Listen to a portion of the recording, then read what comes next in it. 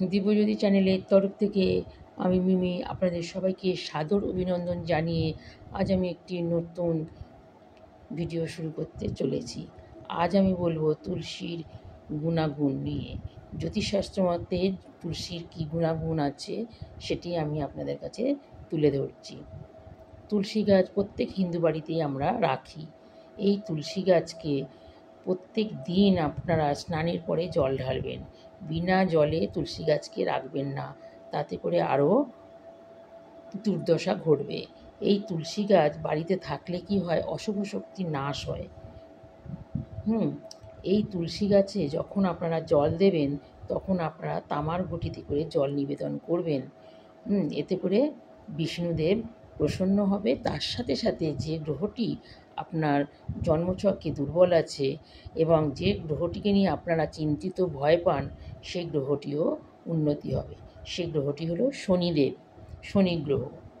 তাহলে যখন জল দেবেন আপনারা জল দেওয়ার সময় তামার ঘটি করে জল দেবেন এবং জল দেওয়ার সময় একটা মন্ত্র আছে, এটি 3 বার বলবেন। 3 বার বলবেন জল দেওয়ার সময়। বলবেন, তুলসী তুলসী নারায়ণ তুমি তুলসী বৃন্দাবন, তোমার চরণে ঢালি জল অন্তিমকালে দিও স্থল। এটা যখনই জল দেবেন 3 বার দেবেন, 3 বার এই মন্ত্রটা বলবেন এবং ধূপকাঠি সহকারে প্রণাম করবেন। যখন প্রণাম মন্ত্রটি বলবেন, তুলসী তুলসী মাধবলতা তুমি তুলসী কৃষ্ণকথা কৃষ্ণকথা কহ কানে, কোটি কোটি প্রণাম তুলসীর চরণে। এইটা আপনারা বলবেন এবং প্রত্যেক শনিবার আপনারা কি করবেন, শনিবার সন্ধেবেলা ঘিয়ের প্রদীপ জ্বালিয়ে তুলসী দেবীকে আপনারা আরতি করবেন এবং তার সাথে একটু কাঁচা দুধ এবং আখের গুড় আপনারা নিবেদন করবেন তুলসী দেবীর পায়ে। তাহলে আপনাদের এতে করে শনিদেব প্রসন্ন হবে এবং আপনারা কী করবেন, শনিদেবকে আরও ভালো করতে চাইলে, শনির যাদের জন্মছকে দুর্বল আছে, আপনারা কি করবেন না, হলুদ নিয়ে আসবেন দোকান থেকে কিনে। হলুদ গুঁড়ো, পরিষ্কার হলুদ গুঁড়ো বা কাঁচা হলুদ যাই হোক না কেন আপনারা কিনে নিয়ে আসবেন। সেই হলুদটিকে গুলে হলুদের মিশ্রণের মধ্যে 11টি তুলসী পাতা ডোবাবেন। ডুবিয়ে আপনারা শনির উদ্দেশ্যে, শনি মন্দিরে হোক বা যেখানেই হোক না কেন, আপনার শনির উদ্দেশ্যেই আপনাদেরকে করতে হবে।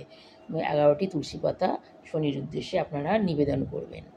করলে পরে আপনাদের বাচ্চাটি যদি শনি দুর্বল হয়ে থাকে তাহলে আপনাদের ওইটা আস্তে আস্তে কেটে যাবে এবং সবল হবে। এছাড়া এতে করে কী হবে, ব্যবসার উন্নতি হবে।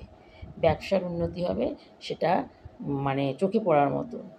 এছাড়া তুলসী দেবীকে যখন জল দেবেন, সেই যে ভিজে মাটিটা আছে, সেই ভিজে মাটিটা যদি আপনারা কপালে তিলক করতে পারেন তাহলে আপনাদের সমস্ত দুর্দশা কেটে যাবে, ব্যবসায় উন্নতি হবে এবং সংসারে শান্তি ফিরে আসবে। এই ছিল আমার ছোট্ট নিবেদন। আপনাদের ভালো লাগলে এটি আপনারা কমেন্ট করে আমাদেরকে জানাবেন এবং এটা সাবস্ক্রাইব করে রাখবেন এবং বেল আইকনটি টিপে এটাকে অন করে রাখবেন। ধন্যবাদ।